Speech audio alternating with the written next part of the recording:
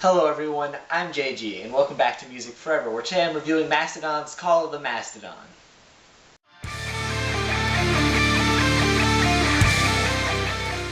Now for those of you new to the channel, this entire month of March is going to be what I kind of dubbed Mastodon Madness, you know, like March Madness, instead it's Mastodon, leading up to the release of their new album Emperor of Sand at the end of the month. And pretty much I'm reviewing all of Mastodon's work leading up to that. And now, if you look at all the videos I've uploaded so far, you'll see I have a review for Remission and Leviathan, but you might be thinking, those of you who are really into Mastodon, you might be saying, where's the review for Lifesblood EP, you know, the first EP that this band put out? And the reason why I didn't review Lifesblood EP like on its own at the beginning was because I wanted to record this Call of the Mastodon. It's kind of a collection of older Mastodon songs, including the entirety of the Lifesblood EP. All the songs are on here, as well as some older Mastodon tracks that were kind of formed and released in one way or another before Remission.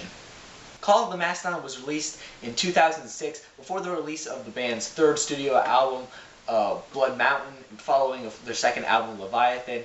And while this album is just a collection of older material, the band, I heard, considers it their third album, or at least an official studio album, in the sense that it has a completely different sound than their other works. And after listening to this project multiple times, I could definitely see where they're coming from with that statement, because this album does have a different sound from their previous and future projects. Given that all the songs on this album were released before Remission, their first album, the whole sound of this album kind of sounds like what a Mastodon full release album would have sounded like if it had been released before Remission. If Remission was their second album, I have a feeling that, sonically speaking, Call of the Mastodon is kind of like their first album, even though it kind of was released third in order of all the releases, I guess you could say, if you're excluding the Lifesblood EP. And what I mean by this is that this entire collection of songs has a very aggressive sound similar to that found on Remission and Leviathan. However, it does have its own differentiating moments that kind of separate it from those two albums. Now what I mean by this really is that the instrumentals on this album, while they are mostly heavy, I don't think they're quite as heavy as what's found on Remission and even Leviathan. At times they do enter some more not as heavy moments, I guess you could say. I don't want to say that they're soft or anything like that. You know, this isn't YouTube that you're listening to. It's still clearly Mastodon. However, the guitars at times just get cleaner, such as on the first track on this album here. In fact, that first track, Shadows That Move, is probably my favorite one here. I feel like it's just the most developed out of all the songs. And while there are those more aggressive guitar parts, it then kind of enters during the riff this one more clean section of guitars, I guess you could say, which is something that you really don't hear on Remission or Leviathan at all. And it's still very different from the more clean sounding guitars that you'd find on Once More Around the Sun and The Hunter.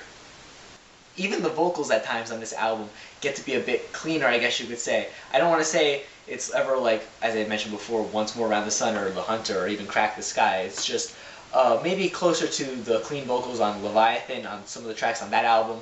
If you know, familiar with that album, you probably know what I'm speaking of. But they don't last long, and they're not, of course, like, you know, really soft vocals like U2, as I said before, or anything like that. It's just definitely different from Remission. Another aspect about this collection of songs is that those songs, especially from the Lifeblood EP section of this collection, are a lot shorter in length than those of the songs that would be found on later Mastodon releases. Most of these songs are a little over 2 minutes or a little under 2 minutes, with very few surpassing that in terms of length, which of course is very different from Mastodon's later work, where most songs tend to fall within the average song length or longer than the average song length. As a result, a lot of the songs on here sound like quick bursts of energy that just fill with mostly harsh vocals, occasionally those more clean-leaning vocals, as I mentioned before, with, of course, very sludgy, intense instrumental parts. And while I was talking about the differences in sound earlier, it's still important to note that a lot of this collection of songs does sound a bit similar to Remission in terms of the aggression, in terms of the sludgy style, and in terms of the vocals in a lot of places. It's very clear that this is a collection of songs released prior to Remission. It just feels like the natural progression of Mastodon is kind of started off with this collection of songs, then leading into Remission. This kind of feels definitely like the first in the whole collection of Mastodon's work.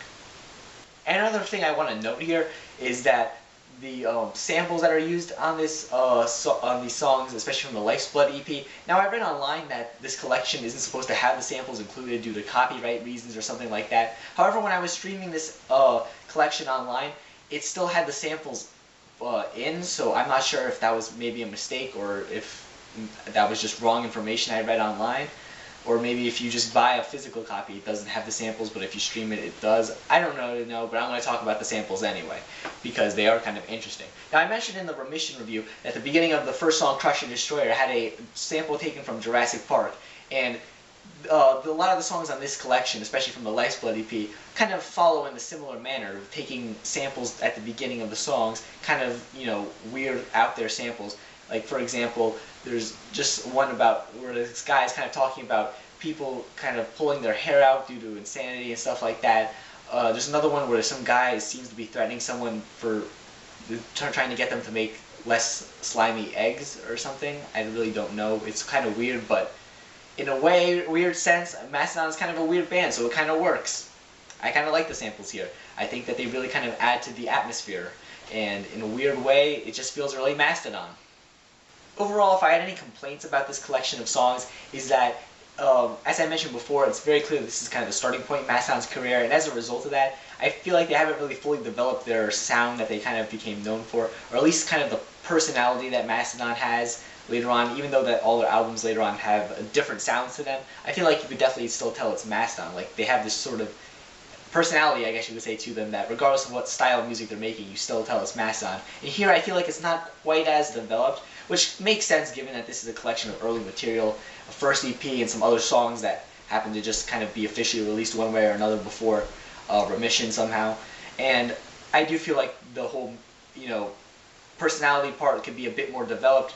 However, it's very clear that this is just a starting point, and, judging them on that is kind of not too big a deal. And also, given the short length of these songs and kind of how they're all similar in style and aggression and stuff like that, at times this EP, or not EP, collection of songs, sorry, can blur together and maybe not stand out quite as much, especially if you're not really paying attention to it. I feel like Remission, the first album that followed, had songs that were a bit more developed despite being aggressive, and as a result of that they stood out more. Here, I feel that they're a bit more samey, if you know what I mean. And I really don't think that's too bad of an issue, given that it's a kind of a good samey, and the fact that everything that you're getting the same of is pretty good. But yeah, it's a slight complaint, really not that big a deal, especially when, some of the songs are still pretty good and stand out. If you're a fan of Mastodon and you haven't checked out this collection of songs because you heard it wasn't an official studio album or for any other reason, definitely check it out, because as I said before, the band does consider this like their third studio album, and with good reason. It does have a different sound from their other projects, kind of, as I said before, kind of the prequel to what you would kind of see on Remission. Definitely something that if you're a fan of that album and Leviathan, well, Mastodon's heavier sound, this is something you need to check out. And if you're just a big Mastodon fan in general, this is, of course, something you need to check out.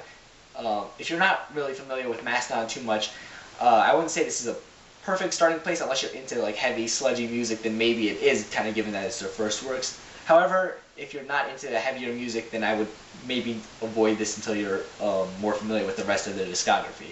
Overall, this is a pretty great project, and I would highly recommend it. So that sums up my review for Mastodon's Call of the Mastodon. Overall, as I said before, pretty good project. And I just want to remind you now to subscribe. You don't want to miss out on the future Mastodon reviews I have coming up. I got reviews for all their other albums that haven't been released up to Call of the Mastodon coming soon, and all the ones that preceded Call of the Mastodon, those are already uploaded on YouTube. And maybe if you're watching in the way future, maybe all those future albums are already uploaded. And if you want to see those, I'm going to have a link to the playlist where all those are in at the end of this video, so make sure to check that out, especially if you're a big Mastodon fan. As I said before, subscribe so you don't miss that Mastodon stuff and all the other cool heavy metal stuff we have going on this channel. Yeah, thank you for watching, and stay golden.